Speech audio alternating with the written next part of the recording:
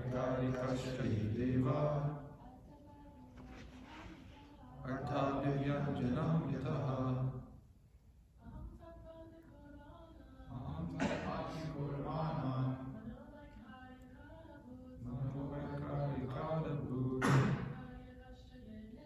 Vaikarikashtaye deva Arthavyanjanam yataha Aham Tattvat, from the principle of false ego. Vikurvanat, by transformation. Manaha, the mind. Vaikarikat, by interaction with the mode of goodness. Abhut, generated. Vaikarikaha, by interaction with goodness. Cha, also. Yea, all these. Devaha, demigods. Artha, the phenomenon. Abhivyanjanam, physical knowledge. Yataha, the source. Translation and purport by His Grace A.C. Bhaktivedanta Swami Srila Prabhupada. The false ego is transformed into mind by interaction with the mode of goodness. All the demigods who control the phenomenal world are also products of the same principle, namely the interaction of false ego and the mode of goodness. False ego interacting with the different modes of material nature is the source of all materials in the phenomenal world. Om Jnana Timirandasya Jnananjana Shalakaya Chakshur Unmilitam Yena Tasmai Shri Guruve Namaha Shri Chaitanya Mano Pishtam Stapitam Yena Bhutale Swayam Rupa Kadama Hyam Tadati Svaparantikam Vandeham Shri Guru Shri Yutaf Padkamalam Shri Gurun Vaishnavam Cha Shri Rupam Sahajatam Sahagana Raghunatam Vitam Tam Sajivam Sadvaitam Savadutam Parijana Sahitam Krishna Chaitanya Devam Shri Radha Krishna Padan Sahagana Lalita Shri Vishakam Vitam Cha Hey Krishna Karuna Sindhu Dina Bhakti Gopesha Gopika Kanta Radha Kanta Namostute Tata Kanchana Gaurangi Radhe Vrindavaneshwari Rishabhanu Sute Devi Pranamami Haripriya Vanchakalpa Trubhyascha Kripasandubhya Evacha Patitanam Pavanebhyo Vaishnavebhyo Namo Namaha Nama Om Vishnu Padaya Krishna Prashtaya Bhutale Srimate Bhakti Vikasa Swaminiti Namini Nama Om Vishnu Padaya Krishna Prashtaya Bhutale Srimate Bhakti Vedanta Swaminiti Namini Namaste Saraswate Devi Gauravani Pracharine Nirvishesha Shunivari Paschatadishatarine Jai Shri Krishna Chaitanya Prabhu Nityananda Shri Advaita Gadadhar Shiva Sai Gaura Bhaktavinda Hare Krishna Krishna Krishna Hare Hare Hare Rama Rama Rama Hare Hare Aham Tattvad Vikurvana Mano Vaikarikadabhut Vaikarikashtaye Deva Artha Vivyanjanam Yataha. The false ego is transformed into mind by interaction with the mode of goodness. All the demigods who control the phenomenal world are also products of the same principle, namely the interaction of false ego and the mode of goodness. So we're going through these different aspects of creation, and it can get kind of complicated and a little difficult to understand, perhaps. So here, this is talking about how, well, you see here in the purport, Prabhupada keeps it very simple and short, but he says, false ego interacting with these different modes of material nature is the source of all materials in the phenomenal world. So this is speaking specifically about false ego interacting with the mode of goodness, and what results is the mind when that interaction takes place between the false ego and this material mode of goodness. And another thing that results is the demigods. So they're products of the same principle. The interaction of false ego and the mode of goodness. And we can understand that in knowing that demigods are situated in the mode of goodness. They are devotees, and they're also mixed devotees, so they're not completely free of this influence of false ego. So because of that, they're kind of a combination of those two things, this mode of goodness and the false ego, and they result from that. I won't go so into depth on all of this kind of thing, but I'm going to focus more on this idea of false ego and how it kind of applies to our life, how it affects us, and how we can advance in devotional service by understanding it and ultimately transcending it is the point. So this false ego, we understand, is the most subtle element So there's the gross elements, and then there's mind, intelligence, and false ego. And so this false ego is like the most subtle, it's the most fine, and it's the most difficult to transcend, to disidentify from. Right? So we have the gross body that we learned as one of the first teachings of Krishna consciousness is that we're not this body. Kovaram Yovanam Jana, that we're going through Dehinos Smanyatadehe, that we're going through these different bodies in this life, and similarly the body, or the soul transmigrates to another body at the time of death. And so we're the soul, we're not the body. And so that's can be kind of difficult to understand for someone that's maybe just coming into spiritual life and just starting on this path. But ultimately it's not the most difficult thing to understand.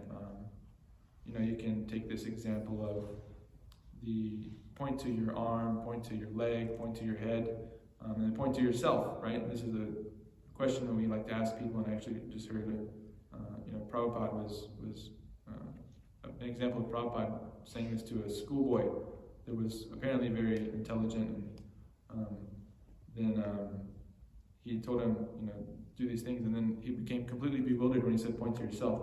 So it's, this is a kind of very easy little experiment we can do, a little exercise we can do to understand that we're not the body. But this idea that comes about from false ego, this idea of doership, that we are the enjoyer, we are the doer of everything, this is a much more subtle thing. It's much more difficult to overcome and to understand that we're not the doer.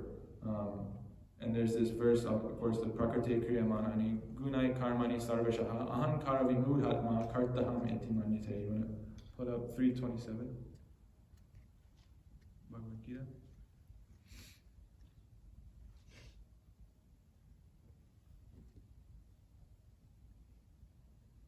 So it's the conditioned living entity thinking themselves to be the doer.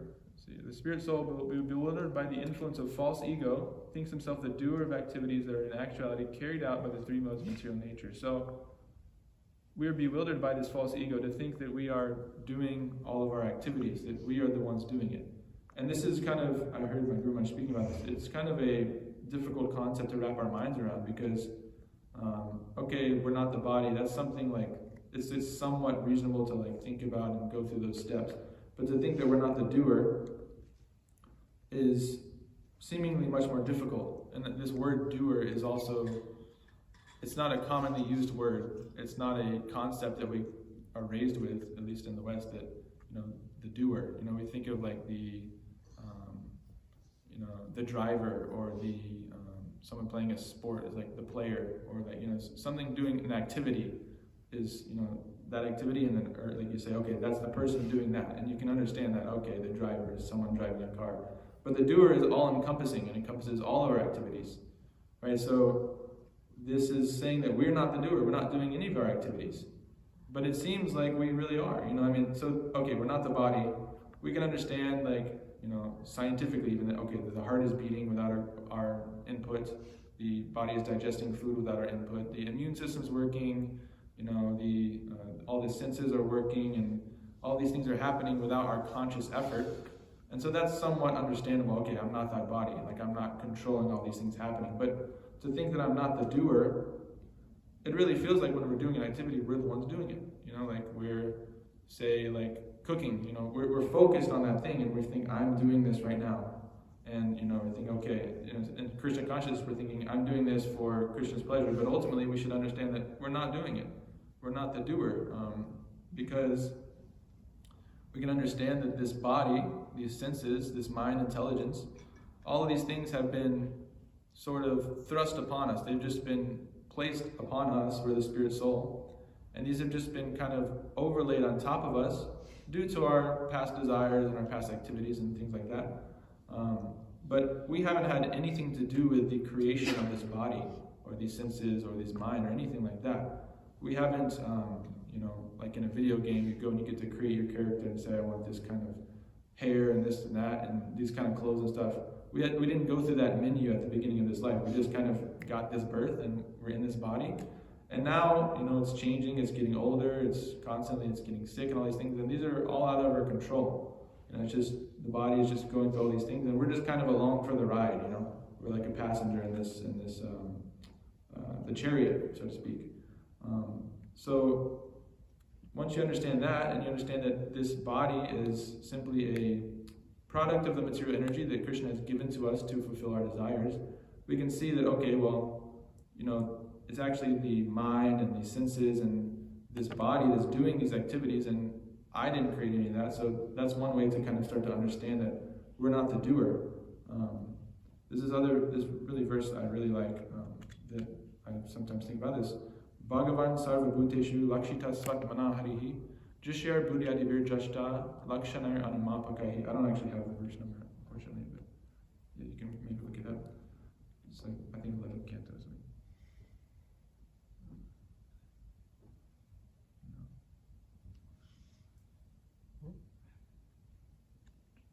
Yeah, that's it. Okay. The personality of Godhead, Lord Shri Krishna, is in every living being along with the individual soul. And this fact is perceived and hypothesized in our acts of seeing and taking help from the intelligence. So I really like that. Second canto, my bad.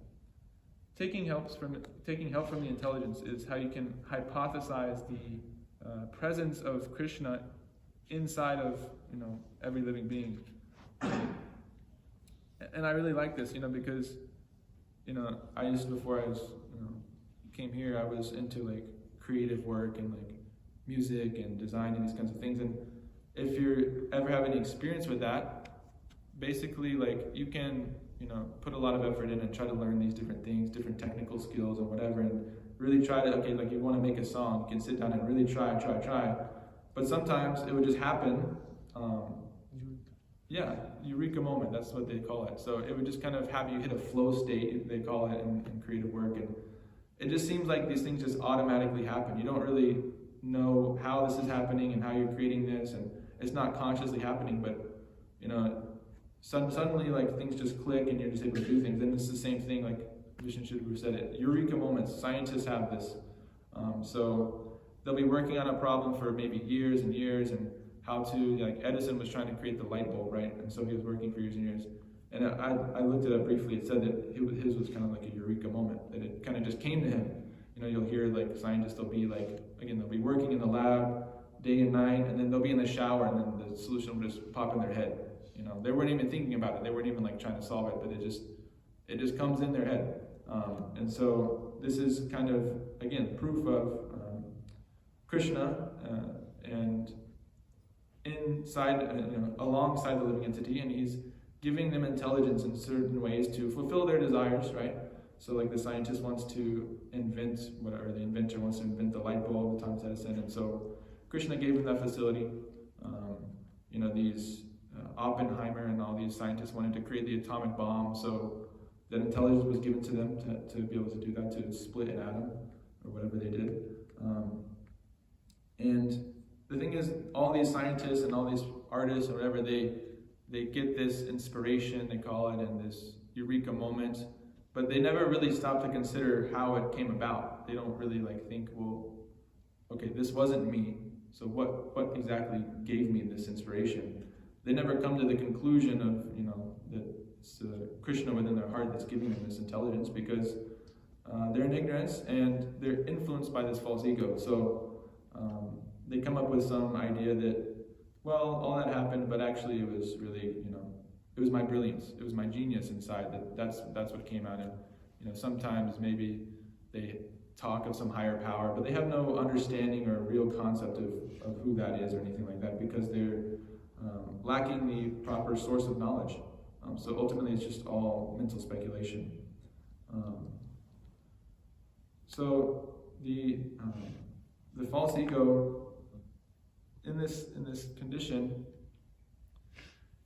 it's actually very miraculous, or very you can be kind of struck by a sense of wonder and awe that the conditioned living entity can genuinely believe and be so illusioned to think that it is the enjoyer, it is the controller. Ishvaro Hamaham Bhogi, it says in the 16th chapter of Bhagavad Gita, when describing the demoniac personalities. Ishvaroham, that I am the controller, aham bhogi, I'm the enjoyer. So the conditioned living entity really thinks this and really is convinced that this is a fact, that I am enjoying, I am controlling. And there's a very nice story of Srila Prabhupada that I know we've all heard it, but it's always nice to hear it again, that one time Ali Krishna Maharaj was in the LA temple, and Prabhupada said to him, and I got this quote here, so I'll just read it out. In the early days, I was the temple commander in the Las Cienega temple in Los Angeles. Prabhupada called me one day and asked me to get the Bhagavatam. He had his original Bhagavatam with the spiritual sky on the cover. He said, "Do you see this spiritual sky? It's very big. You cannot fathom how big this is. 3/4 of Krishna's creation is the spiritual sky, and 1/4 is the material creation. That material creation has innumerable universes. One universe is so big the scientists can't measure it. We're on one planet in one of those universes out of innumerable universes, which constitute 1/4 of the creation. This one planet, Earth, is one of the smaller planets in the universe. On this planet there are 7 continents, and on one of the continents, North America, there is a great city called Los Angeles. In that Los Angeles city, there is a long boulevard called La Cienega. On that La Cienega boulevard, there is one church building that is now a Hare Krishna temple. In that one Hare Krishna temple, there is one Tamal Krishna, and he thinks that he is very important." I felt so small, he said. So this is the Prabhupada pointing out to us the state of all of us conditioned living entities with our false ego, that we think we're so important. We think so this life is so important, what I do in this life is so important, and therefore there's so much ambition and motive passion, especially in the West, and this is proliferating out to the entire world because the West is very influential. That you have to go out and become somebody, be somebody. Don't just sit around and be nobody. Don't be a laborer. You should be an entrepreneur. You should be a CEO. You should do this and do that. And then so we see the trend is now that every young person thinks they're going to be a rapper or a basketball player or a business person or something like that, or a billionaire. And they're completely under illusion. They think that they're so important. What they're doing is the most important thing, and that they have the ability to go do that, and that they actually have control over matter in a way to get exactly what they want out of it. But almost nobody has the intelligence to do these things, or the ability or the karma to achieve these things. It's actually kind of all a result of our karma and the modes of material nature that we're influenced by.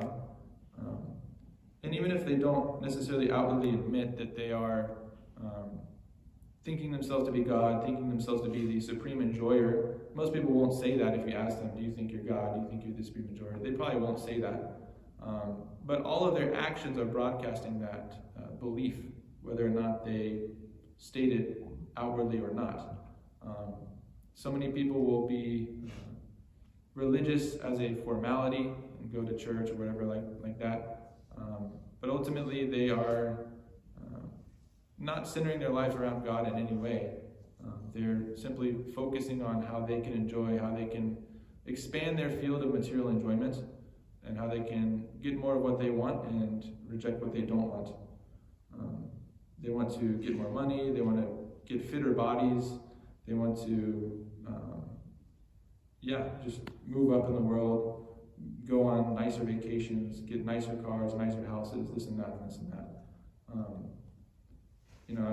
I recently just briefly went to go see my family for Thanksgiving, just for a little bit, and it was really you see, when you're around devotees for some time, the more time you're around them, and then if you go back around materialists, it's actually way more contrasting.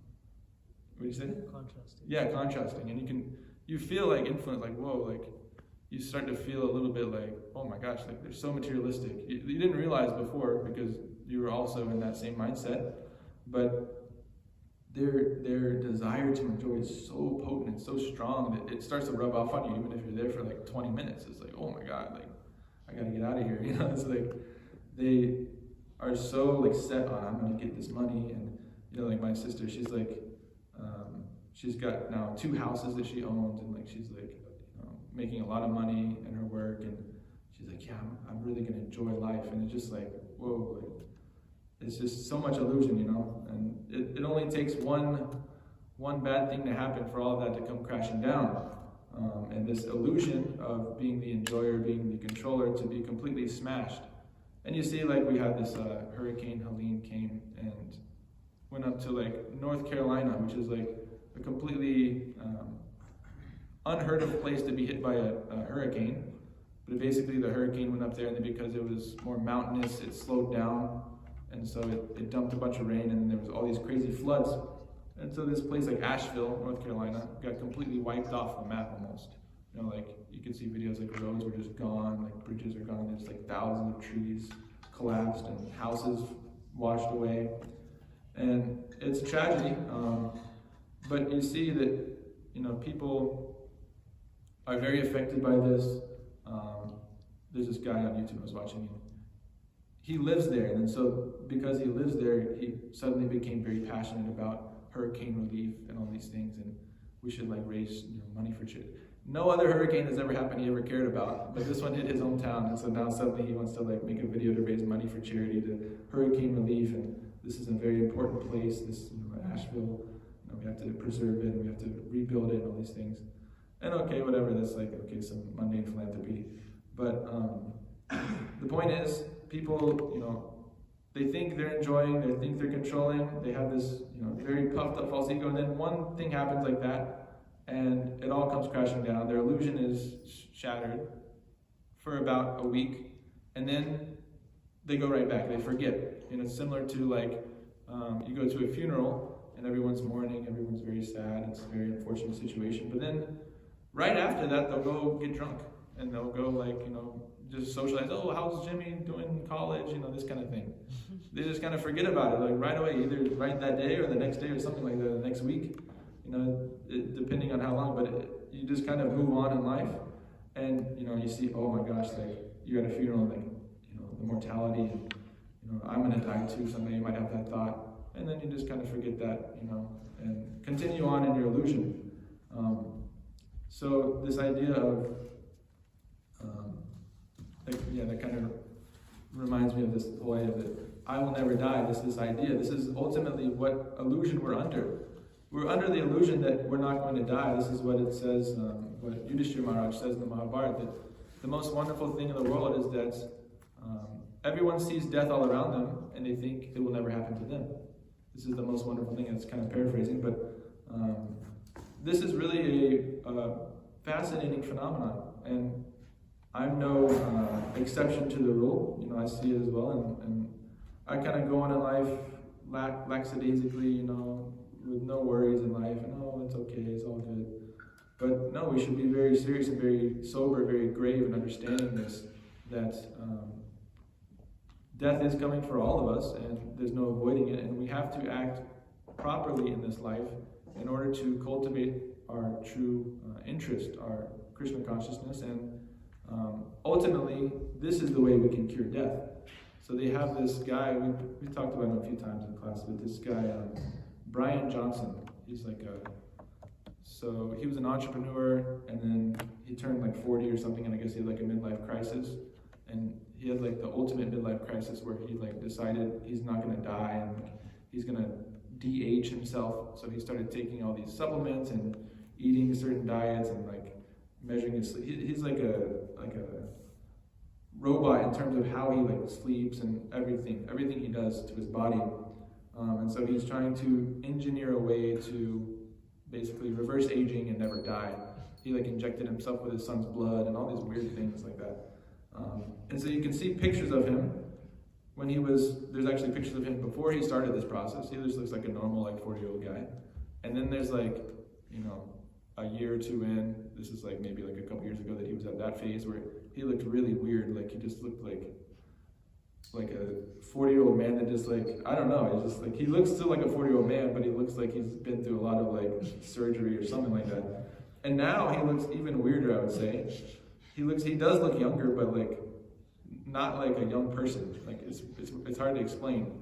But yeah, it's like there's this concept called uncanny valley, if you've ever heard of that is specifically in regards to art, I think. But if you like draw a portrait of someone and it looks like slightly off, like it's not such a good artist, it's like, it can make you feel really weird, you know? It's like, oh, this is like kind of like creepy. But it's like meant to be a person, like, you know, whatever. It's like someone draws their like wife or their girlfriend or something, and it's like, oh, this is weird.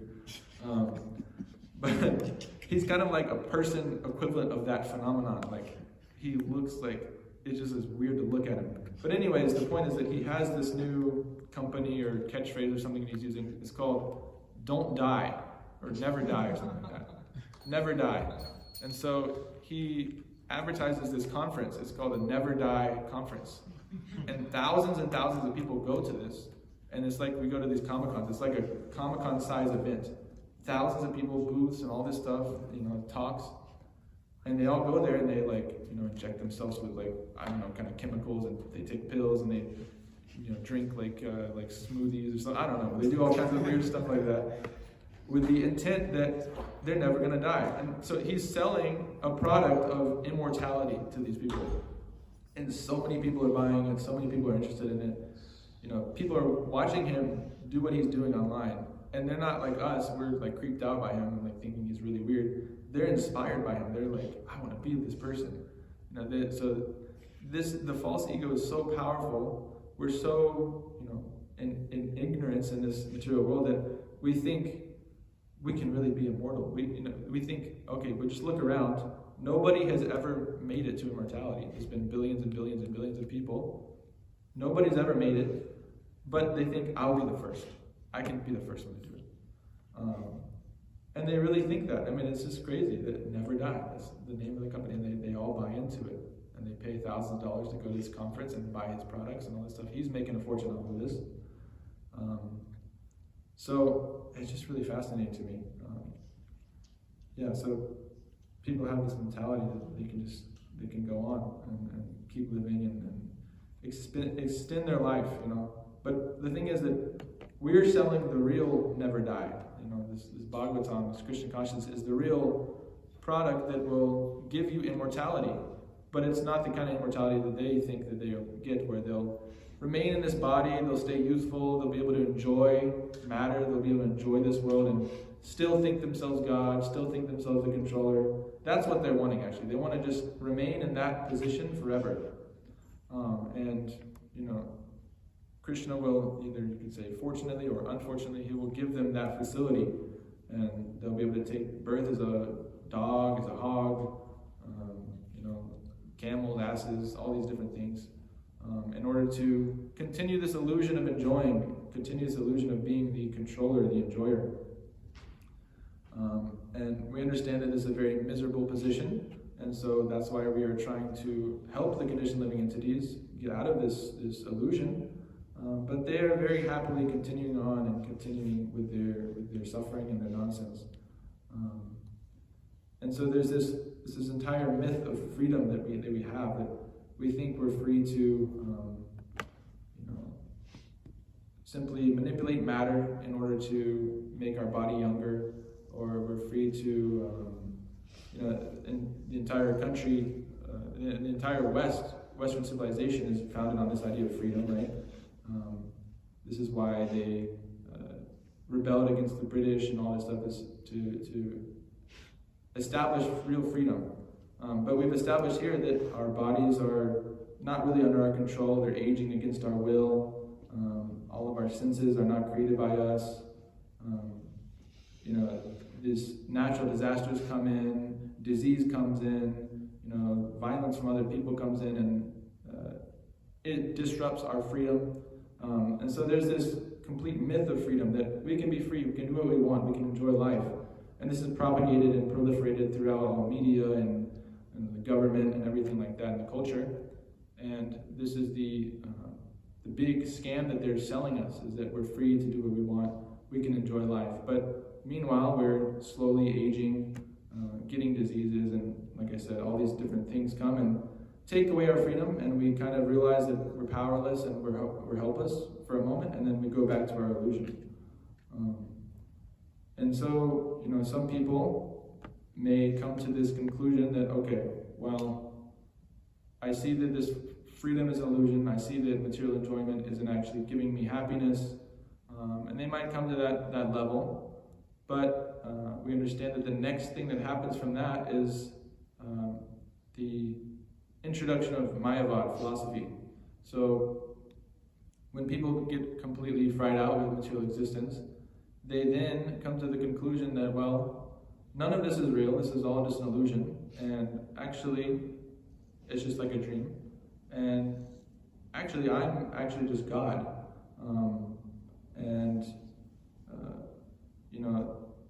They might even come in contact with Krishna consciousness. They might even come in contact with the proper source of knowledge. But as soon as they see that they have to surrender to a higher power, they have to surrender to Krishna, that they're not God, as soon as they see that, they run away very quickly and go take shelter of some nonsense Mayavad philosophy that allows them to continue going on in their nonsense and their sinful activities and all their so-called enjoyment under the extra illusion that they are now God. They are actually God. So people, again, like the karmis, are maybe unconsciously thinking that they're God. They might not specifically think, I am the supreme enjoyer, but they're acting in that way. But then Mayavads actually think that way, and then they continue going on with their nonsense. I'm speaking this because I know that I did myself. I came into contact with Krishna consciousness a while ago, and then I saw, okay, there's these rules, and I have to surrender, all these things. No, I don't want to do that. So then I just found some Mayavad philosophy, and okay, that makes much more sense for me. That works for what I want. That fulfills my desire to continue enjoying. But I can still feel very spiritual, and I can feel like I'm meditating and all these things. And I was kind of reflecting on this, and the thing is, when you're on drugs, it seems very nice. It seems very real, and convincing, But as soon as you just kind of step away from whatever, just drugs specifically, but all these 4 regular principles, and as soon as you start getting a little bit purified and following the proper process, and just disengaging at least from sinful activity and associating with some devotees, it becomes complete nonsense. You can quickly see that it makes no sense at all. But when you're in the midst of just complete sinful activity and just completely under illusion, it seems very appealing, this whole Mayavad philosophy. I was actually speaking to this boy from Canada recently, and he reached out to us, and he was interested in spiritual life or whatever. And so I started kind of coaching him a little bit, and telling him chant and read these books and chant the Hare Krishna mantra and all these things, and explaining to him some philosophy. He had a lot of questions. He was very inquisitive, very intelligent boy actually. But then after a few weeks of that, he was going pretty good for a few weeks. He was chanting and reading every day. And then he decided, actually, I don't want to do this anymore, and I don't feel like it anymore, so I'm just he's like, I'll keep chanting, but I'm not going to keep reading these books. My questions aren't being answered, whatever. And then I recently reached out to him again and spoke to him, and he's on this whole Mayavad trip now, where you can tell he's reading some bogus interpretation of the Bhagavad Gita, because he's quoting all these different verses in the Bhagavad Gita and saying the conclusion of Bhagavad Gita is impersonal and all this. And I'm sending him so many Sarvadharma Prityaja, this, surrender to Krishna, and then the topmost yogi is the Bhakti yogi, and all these, I'm sending him so many examples, and he's like, well, I think that's just the interpretation of ISKCON, and they think that it's Bhakti, but actually there's 3 paths, and the Bhagavad Gita is saying that you have to surrender to the person. And so even one of the verses he sent was saying, I'm just going to find it real quick, just to show the example of what these people are doing. Let's see. Give me 1 sec. Okay. If you pull up 7:17, Bhagavad Gita.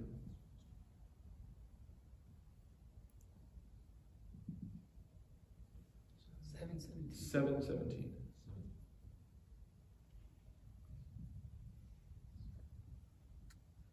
Okay.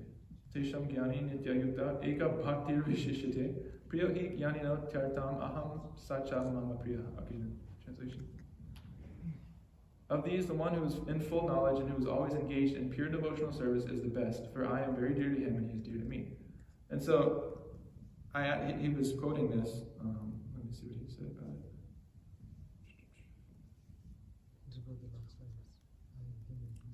Yeah. he said at some points it feels like the Bhagavad Gita extols Jnana Yoga as superior, like this verse. He quoted this verse. And I was like, I looked at it and I was like, wait, how does that say Jnana is superior? And so I asked him, what does your translation of that verse say? And he says, among them, the person who has wisdom, a turn to yoga, is distinguished. And I literally said, I was like, bro, look at the Sanskrit, bhaktir. If you go back to eka bhaktir vishishate, so one who is engaged in devotional service, in knowledge, is superior. It's so simple. You know, it literally says bhakti in the Sanskrit. And he hasn't responded since I said that. That was like a week ago. But I was like, dude, this is so dumb. Like, he comes and he's like, you know, it's just really insane. I don't even want to read what he's saying because it's so stupid. But yeah, so I had some more things to cover, but I guess, do we have time or the offering's still up, right? Well, we ended 8:30 now. Okay, yeah. 3 minutes. I can end it there. So, any questions or comments?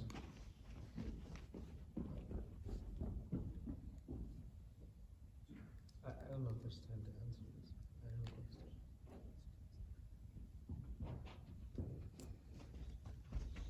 know. Anyways, you know, like this world, different phenomenon explained by, you know, scientists in different ways. Okay, why does the you know, the wind blow? It's because whatever the Earth's rotation and the sun is creating hot pockets of whatever, and then the air gets attracted or something like this. And people find this explanation to be pretty satisfactory. And even the Karma Mimamsas say this: is you can explain all of this, why do you need to bring God in? You know, and this is, it seems to be it is kind of bewildering, because, you know, there's so many, but why is it that the conditioned soul gets satisfied with these kind of intermediate explanations, which are not completely false, but when one dwells too much on these kind of explanations, one tends to forget about Krishna or God. And then the scientists view people who try to explain things, oh, God is blowing the wind.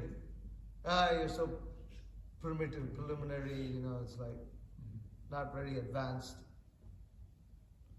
That's a question. So the question is why do we get satisfied with that intermediary thing? It's like, why do we get satisfied with that? Yeah. I mean, the reason we're here in this material world is because we want to forget Krishna, we want to enjoy separately from him. So, like I was saying with this Mayavad thing, that, you know, I found this and then I turned to that. It's like, okay, well, this allows me to continue on, right? It's like, okay, well, they can nicely explain this scientifically, therefore that must be true. You know, they're using very technical language. Oh, and they're saying that I don't even know, but they're saying that the physics of it and the temperature change, and they can come up with all this nice word jugglery to make it sound very, very convincing, you know, very convincing. Same thing like with the Big Bang, they'll come up with all kinds of, I don't even know if they believe that anymore, but whatever the current scientific theory is, they'll come up with all this very mumbo-jumbo technical language, so that the normal person just thinks, oh, they must know what they're talking about. They did all this research, they did this. And, you know, I mean, one counter argument to that is, you know, okay, like the wind is blowing because of this, but then like the cause of all causes argument, right? Like, you go back and, okay, well, what started that? And you keep asking what caused that, eventually there's an original cause of it. Anyways, yeah. Anything else? That's it. That's it. Is it? Okay. Srila Bhagavatam ki jai, Srila Prabhupada ki jai.